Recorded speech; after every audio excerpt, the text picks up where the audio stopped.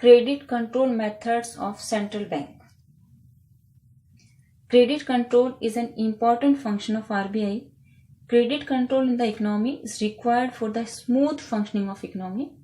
By using credit control methods, RBI tries to maintain monetary stability.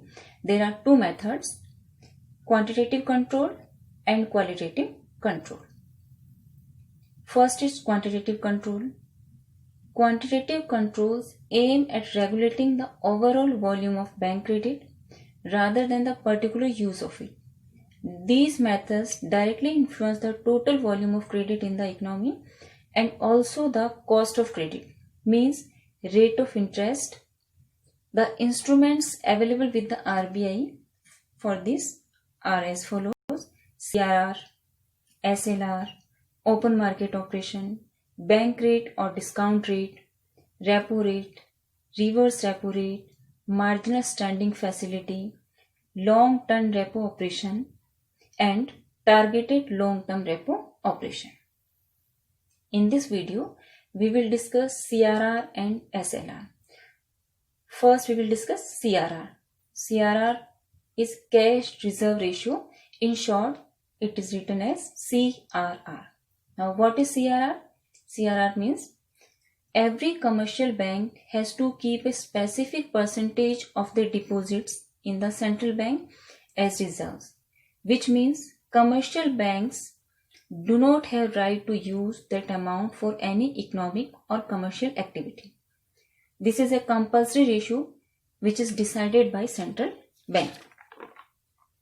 Previously, the range of CRR was 3 to 20%. It means minimum rate of CRR was 3% and maximum 20%. But in 2006, this limit has been removed. Present rate of CRR is 3% and it is changed according to monetary policy or situation of the economy. We can understand CRR with the help of this presentation. If CRR is 5%, then what will be the amount of CRR and what will be the balance with commercial banks? Suppose a person is depositing 1000 rupees in a commercial bank. If CRR is 5%, then 50 rupees will go to the RBI and balance with commercial banks will be 950 rupees. Now, how does CRR works? It means how it has impact on the economy.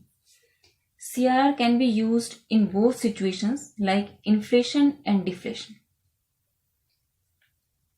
In the situation of deflation, if RBI cuts CRR in next monetary policy review, then it will left more money to lend or to invest.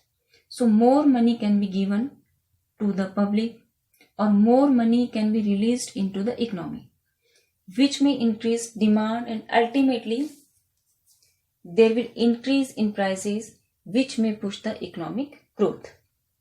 In simple terms, we can say if there is increase in CRR, then more money we have in the hand or more money in the hands of public. If public is having more money, then they will increase their demand. If demand is increasing, then there will be rise in prices and this rise will push the economic growth because rise in prices will be benefiting the producers, and if producers are getting benefit, then they will invest more and more, and in this way employment, production and overall economic activity will grow in the economy. Now, how does it works? We can see this with the example. When CRR is 5%, total deposits of a commercial bank is 1000 rupees. In this situation, money held in central bank will be 50 rupees and remaining amount for loans will be 950 rupees. If there is deflationary situation, then CRR will be decreased. If now CRR is 3%, then total deposits are 1000 rupees. Money held in the central bank will be 30 rupees and remaining amount for loans has become 970 rupees. It means now commercial banks can give more loans than the earlier situation. How does CRR works in inflationary condition? Inflationary condition is the opposite of deflationary condition. In inflationary situation, there will be increase in CRR. This increase in CRR creates less money to lend.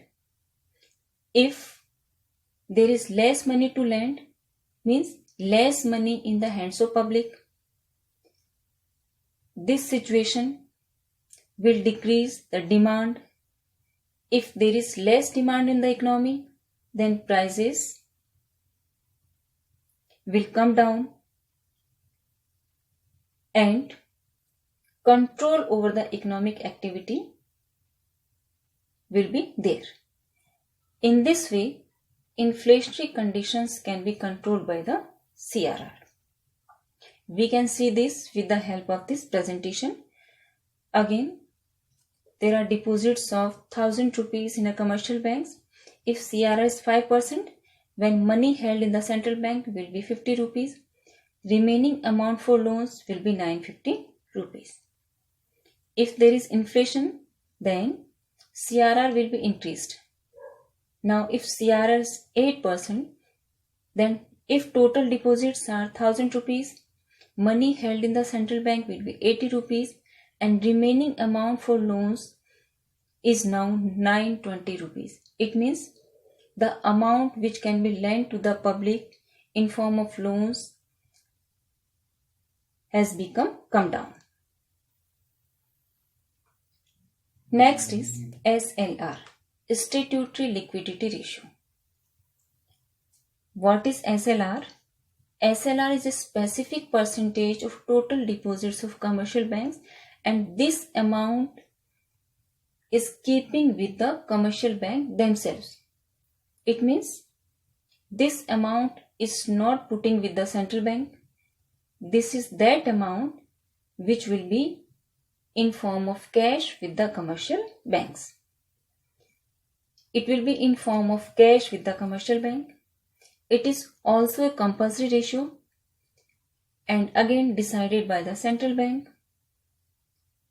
This amount cannot be used for loans. Previously, the range of CRR was 0 to 40% and present rate of CRR is 18%. We can understand CRR with the help of this presentation. When CRR is 20%, then if a person is depositing 1000 rupees in a commercial bank, then 20% of this means 200 rupees will be in form of cash with the commercial bank itself. Remaining 800 will be in form of balance, which amount can be given for the loans. How does it works? Again, SLR is also can be used in inflation and deflationary situations. How does it work in deflationary condition? The working of SLR is almost similar to CRR. If there is deflation in the economy, then there will be decrease in SLR.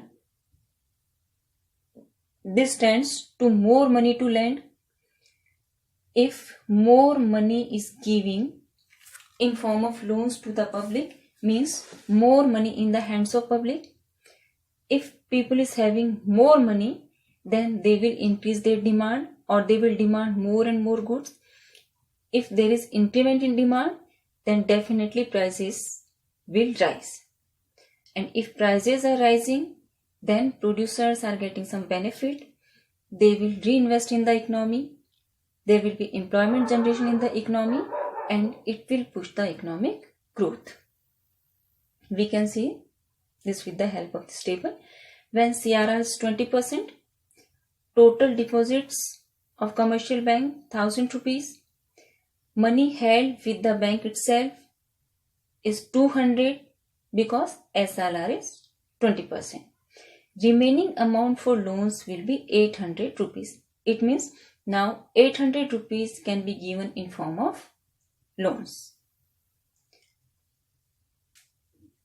When there is deflationary condition, it means for controlling the deflation, SLR will be decreased. So if SLR is 15%, then total deposits of commercial banks is 1000 rupees. Money held with bank itself is 150 rupees. Remaining amount for loans will be 850 rupees. It means now more loans can be given to the public. How does SLR works?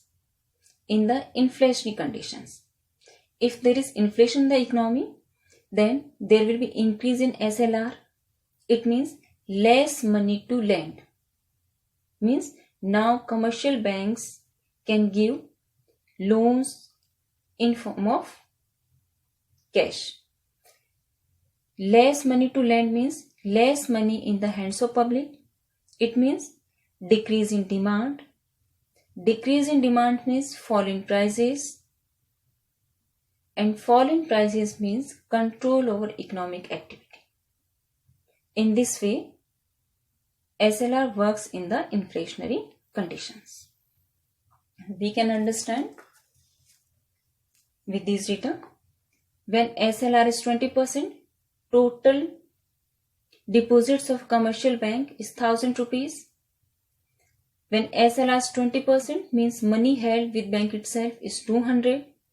Remaining amount for loans will be 800 rupees. Means now 800 rupees can be lent to the public. If there is inflation in the economy, then SLR will be increased and now it's 25%. If SLR is 25% means if there is deposits of 1000 rupees, then money held with the bank itself will be 250 rupees and remaining amount for loans will be 750 rupees. Now the amount which can be given in form of loans to the public had been decreased, and it's necessary for controlling the inflationary situation of the economy. Now together we can see how does it works.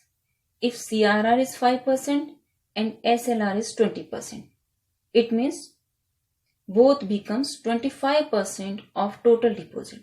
So suppose if a person is depositing 1000 rupees in a commercial bank, then 50 rupees will go to the RBI in form of cash and 200 rupees will be in form of cash with the commercial bank itself. So only 750 rupees will be as balance which can be given in form of loans to the public. This is the working of CRR and SLR. Sometimes confusion arises between CRR and SLR. So for the simplicity or for remembering, we can assume C means central bank and S means self. It means CRR is that amount which is kept in form of in the central bank, and SLR that amount which is kept in form of cash with the commercial banks itself.